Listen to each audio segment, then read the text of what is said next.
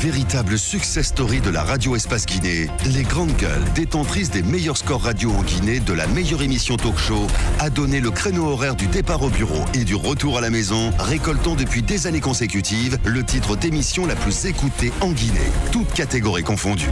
Un grand total de plus de 5 millions d'auditeurs ont été fidèles au talk show Les GG, diffusé jour après jour sur toutes les stations du réseau Adafo Média de 9h à 10h30, un exploit qui restera longtemps dans les annales de la bande FM en Guinée. Nous allons toujours rester du côté de Koya, Moussa Moïse. On a écouté Coré Sebeli. Vous avez eu l'information aussi, forcément, inspecteur. Depuis hier nuit, il y a... Oui, depuis hier, il y a eu des coups de fil. Ouais. Donc, moi, d'abord, j'ai pris tout cela à la légère. Ouais. Et ensuite, 3 à 4 personnes, la même chose. Donc, j'ai essayé de recouper. Ouais. Donc, d'emblée, il faut d'abord dire qu'il ne s'agit pas d'attaque rebelle. Ouais. C'est vraiment pas lié à cela. Mais c'est la conséquence d'un manque d'anticipation de la part de l'État guinéen. Vous savez, il y avait une sorte de psychose déjà qui s'emparait des citoyens sur la toile. Il y a des Guinéens à l'étranger, à visage découvert, qui ont annoncé que le pays allait faire face à d'imminentes attaques rebelles djihadistes. Ouais. Et nous, heureusement que la presse nationale n'a pas repris ces propos, mais il appartenait à l'État, à ses services, de mener des enquêtes et de communiquer en rassurant, dans le sens à rassurer les citoyens comme quoi ce n'était que des rumeurs et que chacun pouvait vaquer à ses besoins tout en prenant les précautions qu'il faut, parce que nous savons que notre pays est assez mal entouré. Mais ça n'a pas été fait, cette anticipation n'a pas été faite. Je sais qu'il y a eu quelques déploiements à des zones stratégiques, mais on aurait dû anticiper et communiquer là-dessus. Donc il y avait déjà une psychose dans la tête des populations. Alors, il se trouve que ces pirogues ont été retrouvées, cette pirogue ont été retrouvées du côté de Katali, au district de Wankifon, et les districts de Donia, de Sougouya, de Kouyeya. Ces 3 districts ont été complètement vidés de leur population, qui ont fait une sorte d'exode pour remonter vers Wankifon et vers Koya, parce que tout simplement les pêcheurs guinéens qui ont aperçu ces embarcations n'avaient pas l'habitude de voir ce genre d'embarcation, de par leur taille, de par leur poids et tout ça. Donc ils n'avaient pas l'habitude de voir ces genres d'embarcations dans les eaux, parce qu'il s'agit quand même de districts qui ont accès à la mer. Donc c'est une zone vraiment de pêche. Et juste à côté, il y a un autre district qui reçoit, qui a un marché hebdomadaire. Et donc, lorsqu'ils ont vu ces embarcations, je pense que les pêcheurs guinéens, selon mes informations, ont tenté de les pourchasser, de savoir qui était à bord. Alors, cette course-poursuite, donc, n'a pas permis aux Guinéens de pouvoir mettre la main également réellement sur ceux qui étaient à bord de ces embarcations. Et donc, ces embarcations sont allées accoster au niveau du district dont je viens de vous parler. Donc, de bouche à oreille, ces pêcheurs guinéens ont passé l'information comme quoi nous avons aperçu des personnes assez étranges dans des embarcations qu'on n'a pas l'habitude de voir. Et vous savez comment se passe, vous connaissez un peu le canal de l'information. Le téléphone arabe. Exactement. Des grandes gueules. C'est parti de bouche à oreille. Une information qui disait que c'était des personnes étranges à bord d'embarcations qu'on n'a pas l'habitude de voir. Ça s'est transformé un peu on les a vus échanger des armes dans les bateaux. Ils échangeaient des armes et tout ça. Il y a eu des coups de feu et tout. Donc, comprenez un peu la psychose qui s'est installée. Mais je dis encore une fois, vous allez voir la communication peut-être en fin de journée, vous allez entendre cette communication, c'est lié au manque de contrôle dans le secteur de la pêche. C'est lié à ce manque de contrôle. C'est lié aussi au manque d'anticipation de la part de l'État qui aurait dû communiquer dès lors que des citoyens guinéens à l'étranger ont annoncé que notre pays courait des risques d'attaque. Je pense qu'il faut rassurer les gens et il faut anticiper. C'est très important, mon cher Moussa. Allez-y, on essaie de joindre monsieur Bafodé Bangour, sous-préfet donc de Wankifon qui ne décroche pas, docteur Ibrahim Barbosa Souma, préfet de Koya. Allez-y, Tamba. Alors la première chose, Moussa est revenu là-dessus, c'est tout bénef. Il n'y a pas d'incursion, il n'y a pas d'invasion rebelle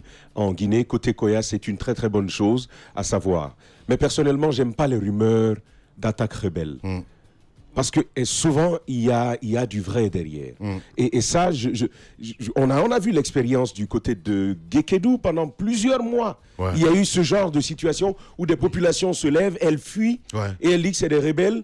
Les grandes gueules. Ça se répète, mais vers la fin, c'était vrai. Donc, pour tous ceux qui ont vécu cette situation-là, on sait bien que quand ça commence comme ça, il faut quand même tout de suite prendre les mesures. Et ça me ramène à un autre élément, c'est qu'il y a près de 20 débarcadères le long de cette préfecture, du côté de Koya. Ce que l'on m'apprend, au risque bien sûr de me faire taper dessus comme Moussa Moïse l'a été, c'est un officier bien sûr dont naturellement je ne peux pas révéler l'identité ici, qui me le disait. Les grandes gueules. Il m'apprenait en fait qu'il n'y avait pas de protection autour. En plus de ce que Moussa Moïse dit, qui est vrai, c'est-à-dire qu'il faut protéger, il faut davantage de sécurité dans le secteur de la pêche. Il faut tout simplement plus de sécurité au niveau de ces débarcadères parce que ce sont des postes aussi frontaliers. Il ne faut pas l'oublier, ça c'est quelque chose d'important. Maintenant, quelle communication on en fait? On sait bien que souvent le gouvernement pêche là-dessus par rapport à de la communication sur les alertes qui ont été données par le passé à l'étranger. Personnellement, moi dans mon église, j'ai vu le chef de quartier venir demander de la parole pendant le culte, et on lui a donné la parole. Il a procédé à de la sensibilisation au sein même de l'Église pour demander à chacun des chrétiens d'avoir le regard beaucoup plus attentif par rapport à qui ils peuvent voir, parce que notre pays serait menacé. Donc je crois que le gouvernement a pris la décision de communiquer là-dessus et de sensibiliser les populations, je le crois en tout cas. Mais sur ce cas-ci, il faut davantage de l'anticipation, mais surtout une communication juste. Moi je pense qu'on sera sereine, bien entendu. Après des moments de forte tension au niveau de nos nerfs, Lamine, parce que depuis 5 heures du matin, depuis 4 heures du matin, on parlait au téléphone. On a commencé à parler au téléphone et c'était une véritable épreuve pour nos nerfs. Et ce qui s'est passé après, tout ce dispositif de contrôle installé à l'entrée de Kaloum, et on a appris au niveau du ministère de l'Habitat, tous ces mécanismes n'ont pas contribué à rassurer nos populations, nos compatriotes. Parce qu'on a appris que pour se rendre à Kaloum ce matin, je ne sais pas si le checkpoint a été levé, et il fallait passer par le contrôle. Et c'était des opérations de fouille systématique. Moi, je crois qu'on n'avait pas besoin de tout cela. Dès l'instant que l'État, au plus haut niveau, était informé que c'était pas du tout une attaque rebelle. Je crois que on n'avait pas besoin de cela, et c'est ce qui a contribué à rajouter à de la psychose. L'État, en des circonstances pareilles, a besoin de dégager de la sérénité, donc de montrer de la sérénité à nos compatriotes. Il ne faut pas céder à la panique. Mais dans le contexte actuel, il faut dire que c'est l'État qui a été le premier à céder à la panique. Je peux bien comprendre que en pareille circonstance, il faut d'abord assurer ses arrières en attendant de savoir. Parce que avant que les choses ne se clarifient, c'était pas du tout la sérénité dans la tête des uns et des autres, jusqu'au plus haut sommet de l'État. Mais je crois que Moussa et Taba l'ont dit, il y a un manque d'anticipation. Il faut dorénavant faire en sorte que le long de nos côtes soit sécurisé, qu'il y ait des dispositions mises en place, des dispositifs mis en place pour qu'il y ait un système d'alerte qui fonctionne de manière assez opérationnelle. Mais rien de tout cela n'est fait. Aujourd'hui, c'est ce qu'on constate, la fuite de nos compatriotes de ces localités vers les centres urbains. Tout ça n'est pas une situation vraiment normale. Il faut que l'État rassure, il faut renforcer. On est au 21e siècle, il y a tellement d'attaques. Vous avez vu ce qui s'est passé hier aux États-Unis avec ces colis suspects qui visaient l'ancien président Barack Obama et Hillary Clinton. Donc, nul n'est à l'abri aujourd'hui. C'est-à-dire que la sécurité doit être la priorité de tous les États aujourd'hui. La sécurité à tout instant et à tout moment. Il faut que l'État vraiment prenne des dispositions dans ce sens. Voilà, Ruby, on n'arrive pas à joindre Aladi Selou Diallo. Voilà, il faut le rappeler, le directeur communication et des relations publiques du ministère de la Défense. Il a normalement intervenir ce matin dans notre émission. Du côté de Koya, Blackout, allez-y. Il y a certaines choses qu'il faut retenir de ce qui est arrivé depuis 3 heures du matin. Vous savez, on est devenu comme des hirondelles perchées sur un arbre et le chasseur en bas, canon pointé sur nous, on est là-haut. Tu peux tirer, hein, nous, on est de toutes les façons au premier coup de fusil, tout le monde bat de l'aile. C'est comme ça. Alors moi, ce que je retiens de ça, c'est que depuis un certain moment, les Guinéens s'amusent sur les réseaux sociaux à appeler à ceci, à appeler à la guerre, aux armes, écoutez, à la force contre la force, etc. Eh bien, hier, pourquoi on a tous paniqué? On est des hommes, non? Oui. On veut s'affronter. On veut aller, on veut aller au charbon. Eh bien, pourquoi on panique hier? Pourquoi chacun s'est réveillé à 3h du matin et chacun sortant sa valise sous le lit, tout le monde était prêt à empaqueter sa valise pour pouvoir fuir du pays? Ah non, il faut qu'on reste. C'est ce qu'on aime, c'est ce qu'on veut. On a compris hier, depuis hier et aujourd'hui, combien de fois la paix est importante, la paix est essentielle. C'est pas la peine de se taper la poitrine la journée sur les réseaux sociaux et croire que voilà, les Libériens en savent quelque chose. Aujourd'hui, si vous allez au Libéria, vous sortez un coup de pistolet, le pistolet, juste un coup là-haut, vous sentirez que tout le monde va prendre sa jambe à son cou parce que eux ils connaissent. Abakar parlait tout à l'heure du cas des États-Unis avec ses connus suspects parce que les Américains connaissent combien de fois c'est douloureux un attentat. Nous, on n'a pas connu ça. On a la chance, Dieu nous aime encore qu'on n'ait pas connu ces cas-là et on appelle à ça. On appelle à la violence, on appelle à la haine, on tue nos frères dans la rue, chacun veut se venger, etc. Et quand tu parles, on dit voilà, toi tu es un vendu, etc. Eh ben on n'avait pas à paniquer depuis hier, on n'avait pas à fouiller systématiquement au pont 8 novembre, on n'avait pas à s'appeler à 3h du matin, on devait simplement jubiler parce que depuis un certain temps, on aime ça, on appelle à ça, on réclame ça. Ce qui est important, encore une fois, il faut le dire, c'est la paix. Voilà. Allez, la vérité crue de Roby. Parce qu'il y a des observateurs qui soupçonnent une sorte de montage venant de l'État lui-même. Une manière de... non, mais attendez quand même, l'ami. Non, mais on peut penser à tout. Oui, franchement. je sais. On peut penser à tout parce que, en pareille circonstance aussi, tout le monde sait que les nerfs sont très tendus. L'attention est focalisée sur cette attaque d'avant-hier sur le véhicule du chef de file de l'opposition guinéenne. Est-ce que c'est une manœuvre aussi pour détourner les attentions? Est-ce que toutes les rumeurs qui sont parties de ces localités de Koya ont été amplifiées au plus haut niveau?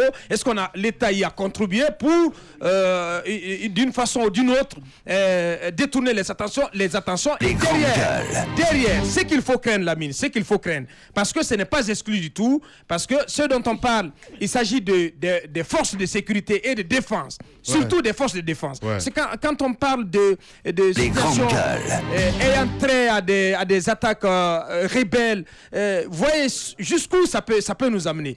Ce qu'il faut craindre, c'est qu'il y ait derrière de la récupération que l'État fasse un nettoyage au sein des forces de sécurité pour peut-être aller rechercher des soi-disant coupables. Donc il faut que l'État sache raison garder, que l'État ne cède pas à la panique et qu'on n'aille pas nous inventer une histoire donc de rébellion montée des briques et de blocs, qu'on n'aille pas donc chercher des crânes, des pouces ou des crânes rasés. Il faut faire attention. Très attention. Allez-y, mon cher Moussa. Dans ce pays, les renseignements généraux, ce n'est pas de la blague. Ça doit être, si ce n'est pas, ça doit être quand même une très structure sérieux. des grandes gueules, des hommes bien traités, qui recrutent partout jusqu'aux vendeurs du poulet à Képé. Donc, ils doivent être capables de dire au chef de l'État chaque matin le thé et le thé que la ville Guirassy prend. Comment est-ce qu'il dort? Quelle position? Parce que... Non, mais c'est important. Parce que le pays repose sur les renseignements généraux. Les grandes gueules. Je ne suis pas en train de leur apprendre leur travail. Nous leur faisons des clins d'œil. Nous leur faisons des clins d'œil à chaque fois quand on a des coups de fil. Parce qu'on sait que nous sommes très intéressés, très intéressants pour certaines personnes. Mais il faudrait quand même qu'on soit un peu sérieux dans ce pays. S'il faut que les renseignements généraux puissent bien bosser, être équipés pour que des informations de ce genre soient rapidement, de façon balayées lorsque les rumeurs commencent à courir. Parce qu'il faut quand même reconnaître que depuis hier nuit, la rumeur a commencé à courir et ça s'amplifie aux alentours de 3h, 4h du matin. On aurait pu balayer tout cela très tôt le matin avec une communication, avec une sortie. Ça allait permettre quand même de faire descendre un peu l'adrénaline. Moi, le déploiement de nos agents, de nos militaires tout au long de Koya et des débarcadères, pour moi, c'est pas mal. Ça permettra peut-être de rassurer ces populations qui ont fui sans demander leur reste. Au moins, ça prouve que la Guinée n'est pas prête. En tout cas, les Guinéens ne sont pas prêts pour un quelconque combat. Et nous aimons la paix. Donc, il appartient à l'État quand même de rassurer encore une fois. Là où on a péché, c'est au niveau de l'anticipation. Il fallait communiquer très tôt. C'est important. Voilà. Allez, on va revenir dans un instant, mesdames et messieurs. Le temps d'une pause. On va essayer de joindre Elhadj Aladi Selou Diallo. Il faut le rappeler, directeur communication et des relations publiques du côté du ministère de la Défense. On va tenter le coup aussi du côté de Koya à travers le sous-préfet, le préfet Barbosa et Bafodé Bangoura, sous-préfet de Wankifon, que nous allons joindre dans la deuxième partie. Également, on parlera politique avec Amadou Damaro Camara. Il faut le rappeler, chef de la majorité présidentielle à l'Assemblée nationale. Le temps d'une pause et toute l'équipe revient. Merci de nous rejoindre sur Radio Espace. Véritable success story de la Radio Espace Guinée, les grandes gueules, détentrices des meilleurs scores radio en Guinée, de la meilleure émission talk show, a donné le créneau horaire du départ au bureau et du retour à la maison, récoltant depuis des années consécutives le titre d'émission la plus écoutée en Guinée, toutes catégories confondues. Un grand total de plus de 5 millions d'auditeurs ont été fidèles au talk show Les GG, diffusé jour après jour sur toutes les stations du réseau Adafo Média de 9h à 10h30, un exploit qui restera longtemps dans les annales de la bande FM en Guinée.